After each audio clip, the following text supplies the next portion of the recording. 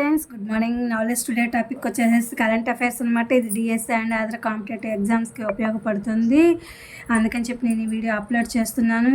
ఏంటంటే పేదరికం లేని సమాజమే జయము, ఆగస్టు 15 నాటికి P4కు ఒక రూపం తీసుకొస్తాం అంటున్నారు.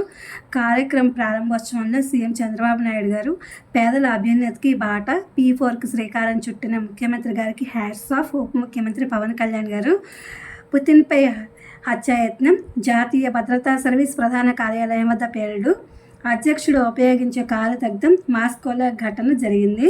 ఎరువుల వాడకంలో తగ్గేదేలా 2023-24 సంవత్సరాల్లో ఎకరాకు 255 కిలోల చొప్పున ఎరువులు ఉపయోగించడం జరిగింది. అంటే దేశ సగటు కంటే 82% అధికంగా అనేది ఈ ఎరువులు వాడినటువంటి ప్రాంతాలు గుంటూరు, పల్నాడు జిల్లాల్లోని వినియోగం మరింత ఎక్కువగా ఉంది.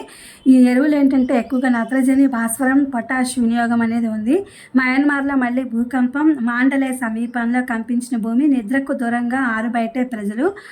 375 కోట్లతో రిలయన్స్ ఎనర్జీ ప్లాంట్ 2వ తొలి యూనిట్ ప్రారంభము, వ్యర్థాలే ఇంధన వనరు. దీనికి స్వర్ణ భారత్ ట్రస్ట్ తెలుగు రాష్ట్రాలకు గొప్ప ఆస్తి అంటూ ట్రస్ట్ ఉగాది వేడుకల్లో సీఎం చంద్రబాబు నాయుడు గారు విద్యా వ్యవస్థలో విలువలకు పునరుద్ధరణ, నైతిక విలువలను ఒక సబ్జెక్టుగా చేర్చాలి అని మాజీ ఉపరాష్ట్రపతి ఎం వెంకయ్యనాయుడు గారు అన్నారు.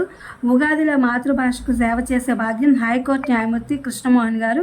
కాలానుగుణంగా మారితేనే అభివృద్ధి, హైకోర్టు న్యాయమూర్తి కె మన్మథరావు గారు.